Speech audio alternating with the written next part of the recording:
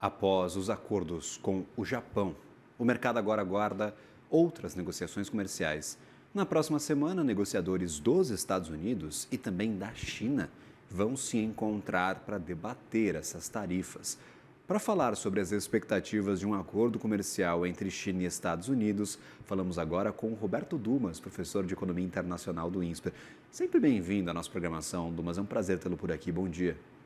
Prazer é meu. Obrigado. Bom dia, Gabriel. Prazer é meu.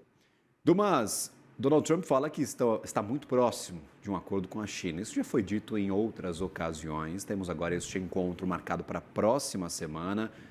Os representantes já devem chegar lá na Suécia no domingo para iniciar as tratativas. A impressão é de que estamos próximos de um acordo entre as duas maiores potências do planeta ou ainda há pedras no meio do caminho e podemos estar diante de mais uma das, das famosas argumentações sem muito fundamento de Donald Trump sobre estes acordos. Veja, pedra no meio do caminho, quando você fala de Trump, sempre existe. Eles abriram um acordo, vamos dizer, não é um acordo, foi um armistício, porque os Estados Unidos colocaram 30, depois 50, depois 125, depois 145 de tarifa em cima dos chineses. Os chineses retalharam os 125 e falaram: olha, vamos parar, porque isso daqui já é um embargo. Você pode colocar 1000% que não vai fazer mais a menor diferença. Em 12 de maio, eles entraram no armistício e falaram: olha, então o que a China exporta para os Estados Unidos vai ser tributado em 30%, e o que os Estados Unidos exportam para a China vai ser tributado em 10%. É provável que alguns itens vá para 50%. Na média, eu estimo que vai ficar mais ou menos 35%. Mas tem um ponto importante aí, porque a China tem uma carta na manga, que é justamente o que você tem comentado nos últimos 10 minutos, são o problema das terras raras. Quer dizer, problema para os Estados Unidos, não para a China. A China tem uma capacidade de produzir terras raras, que, diga-se de passagem, não são raras, o problema é a capacidade de produção dela, que é o vanádio, nóbio, platina, lítio, cobalto, níquel. Eles produziram 270 mil toneladas no ano passado, numa França de 170 milhões de dólares. Aí todo mundo fala: mas o Brasil produziu 20 toneladas. Nós não temos essa capacidade de chegar e falar: olha, eu vou te pressionar com terras raras e você faz um acordo. Para mim, já puxando um pouco o gancho para o Brasil está praticamente no último da fila com a negociação de Trump. Depois de todas essas negociações com a Indonésia, com a Argentina, com o Japão, com a União Europeia, evoluindo ou não evoluindo, com a Índia, ninguém respondeu nada ainda para falar com o Brasil. Então, e ainda vão viajar para lá há 3 dias antes de terminar. Então, eu acho que o Brasil tem, a despeito de Trump estar fazendo, finalmente colocando os tabuleiros, as peças dos tabuleiros, já fechando o jogo, falou: olha, então vamos continuar assim pelos próximos 3 ou 4 anos, vamos dizer assim, que isso é uma coisa importante para a economia, que é a coisa que a gente sempre fala. Incerteza, nós, economistas financistas, não gostamos. Eu não sei se a tarefa vai ser 20, 30, 50, 70, 125. Agora, risco, tudo bem, eu corro. Olha, a tarefa vai ser 30%. Eu consigo fazer um plano de negócio.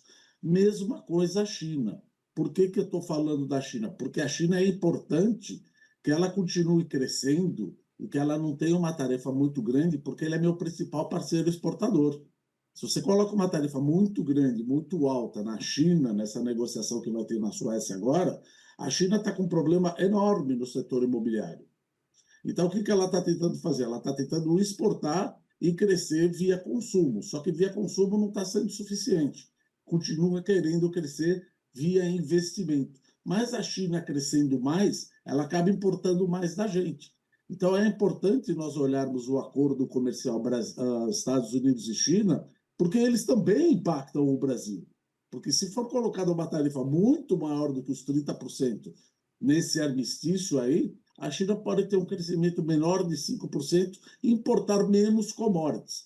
É verdade, eu exporto muito mais bens de valor agregado para os Estados Unidos, mais ou menos 80% da pauta que a gente faz para os Estados Unidos são bens de valor agregado, enquanto que no mundo é 53% de valor agregado e o resto é uma parte commodity agrícola e commodity metálica.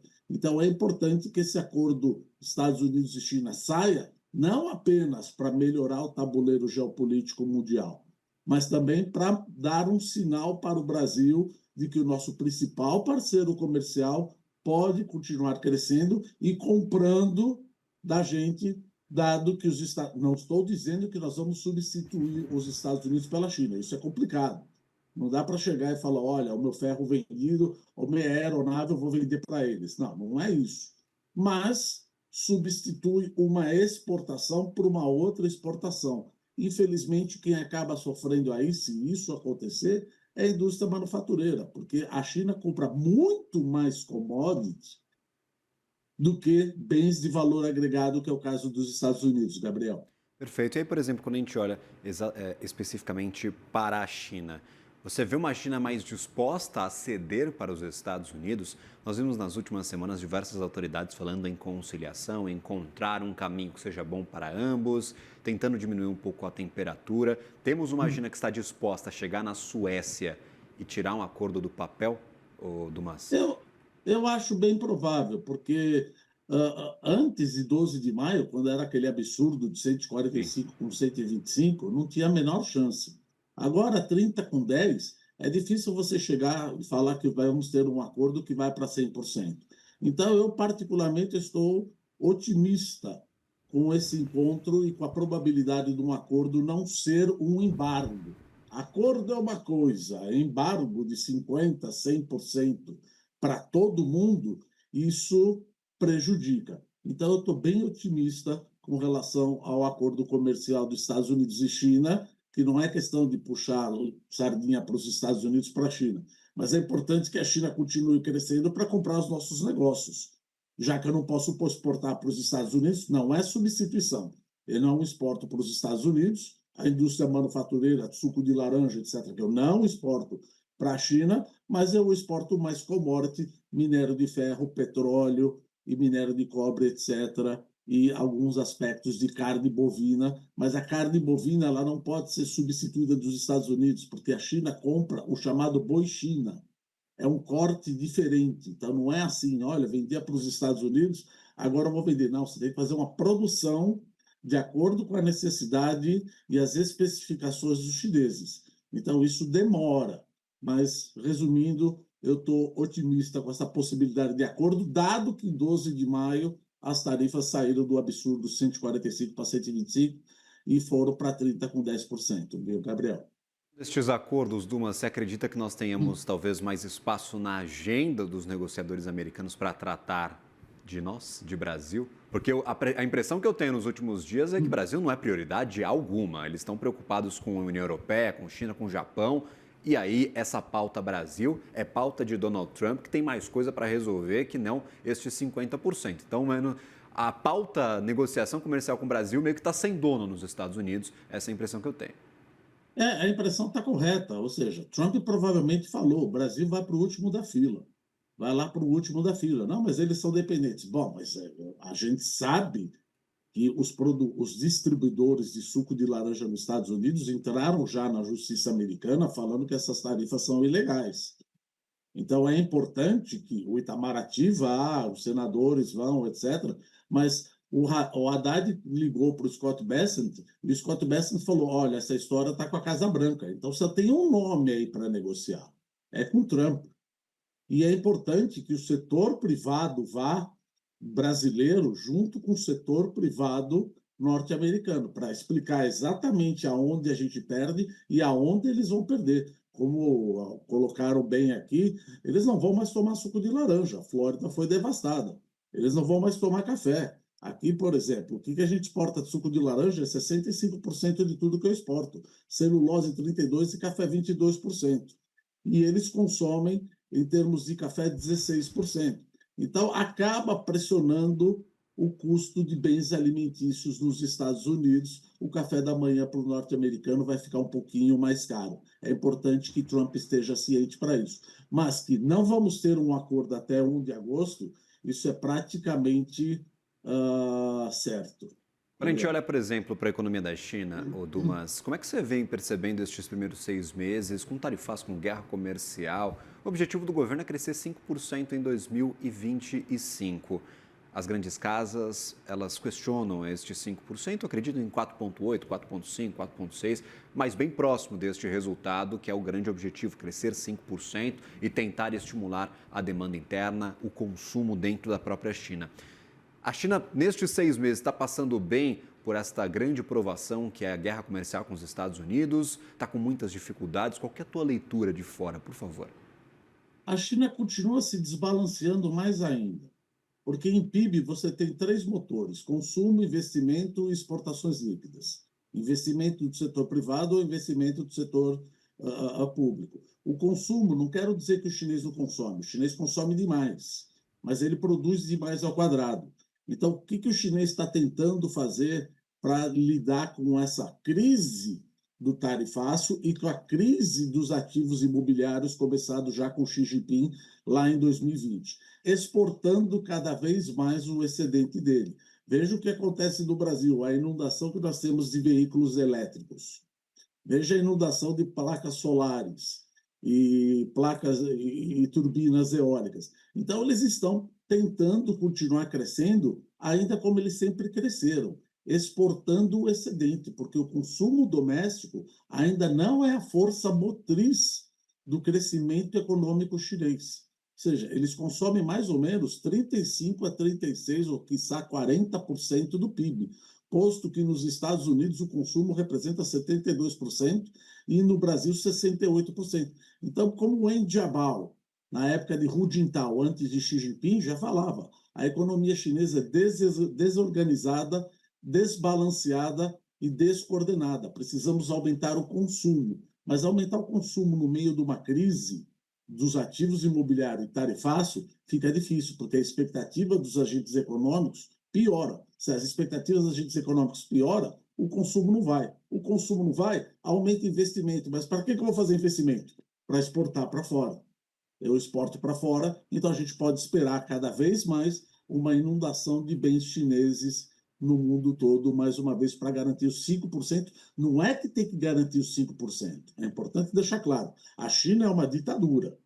Ela precisa garantir um crescimento econômico tal que não suscite tensão social, porque economia, política e sociedade é uma coisa só. Se a economia vai mal, a sociedade reclama. A sociedade reclama, eu não elejo ou não reelejo o meu presidente. Numa ditadura, eu não posso ter tensão social. Veja o que aconteceu em Tiananmen Square, da Praça da Paz Celestial, em 1989, em junho de 89, foi quando a China cresceu menos.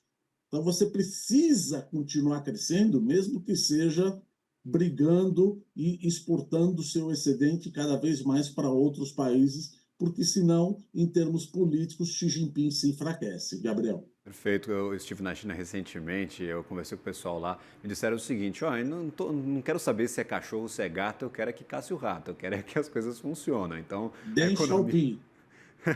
Xiaoping. Foi uma frase que eu escutei muitas vezes, viu, Dumas? É uma frase Que é aí do, já bastante que é antiga, né? do, que é do Deng Xiaoping. Ele falou, não importa a cor do gato, desde que o gato casse o Aí, rato. ó. Então, tem um anexo aí brasileiro que eu escutei muito na minha vida também. Eu não quero saber se o pato é macho ou fêmea, eu quero ver o ovo. Então, tem que ter o resultado. Também Dando o já. resultado, acabou, né, o Dumas? Então, não tem discussão. Exatamente. Que é justamente Exatamente, é esse isso aí. crescimento econômico. Você mencionava inundação de produtos, a gente tem alguns dados aqui atualizados, inclusive vai ser tema de uma próxima conversa com um especialista aqui na nossa programação, que é sobre o aumento das importações de produtos chineses do ano passado para este. Brinquedos, 25%, cresceu do ano passado para este. Veículos utilitários, aí entra muito essa pauta de importação de carros elétricos, 44% a mais de importação dos chineses. Vestuário, 13% a mais, mesmo com mudanças nas tributações, principalmente aquela tributação de pequenas compras, das blusinhas, que a gente muito discutiu nos últimos anos, mesmo com essa tributação, aumento de 13%. Então, as importações de produtos chineses no Brasil estão aumentando consideravelmente, de um ano para o outro, aí, números que chegam a 40%. E aí, dúvida que eu tenho, só para a gente encerrar esta conversa, Dumas, o que você acredita que sejam talvez os termos ideais para este acordo? O que a China aceitaria ceder aos Estados Unidos para fechar, para assinar uma concordata ali, para assinar um acordo e falar, ó, efetivamente entramos em um consenso com os americanos. 30% de taxas, que é o que temos hoje, lhe parece ideal? Quais os produtos mais sensíveis? Por exemplo, para Japão, a pauta exportadora de veículos é primordial. Então, o ponto principal do acordo foi diminuir a tarifa para a exportação de veículos para os Estados Unidos. O que você acredita que sejam alguns termos ideais para a China para conseguir ceder para os Estados Unidos? Olha, é difícil saber agora quanto que a China vai querer ceder, mas se você pegar o Trump 1, o gráfico do Trump 1, você vê que cada vez que Trump colocava uma tarifa de 10%, a China ia lá e colocava a mesma tarifa, retalhava 10%. Colocou 20%, a China ia lá e ia ser 20%. Então, eu acho que vai ser alguma coisa meio equilibrada, 30 com 30, 20 com 20, porque senão isso acaba perdendo força. Já vamos entrar na parte política. Xi Jinping acaba perdendo força. E já também dizem que Xi Jinping está um pouco enfraquecido. Agora, essa inundação de bens é aquilo que nós falamos. Está acontecendo desde o começo do hecatombe do mercado imobiliário. Porque o que movimentava era investimento no mercado imobiliário, não dá para fazer, vamos exportar. Mas, juntando com o tarifaço, mais ainda eu vou exportar para terceiros mercados, ou seja, União Europeia e América Latina, Brasil. Eu acho que um ponto nevrálgico aí que os chineses sabem que os Estados Unidos capitularam repousa justamente em relação a terras raras, porque se você pegar as terras raras, elas são essenciais à transição energética. Não, mas Trump não está preocupado com a transição energética. Sim, mas elas são essenciais para telecomunicações, turbinas eólicas, carros e defesa. Então, esse é um ponto importantíssimo que certamente deve estar na pauta dos dois países, terras raras. É um valor pequeno, mas sem ele, muitas indústrias param, Gabriel. Roberto Duma, sempre bem-vindo à nossa programação, meu caro. Agradeço imensamente pela disposição, por aceitar o nosso convite. Lhe desejo uma ótima quinta-feira, um bom trabalho. Obrigado, Gabriel. Um grande abraço a todos. Agradecido, até a próxima.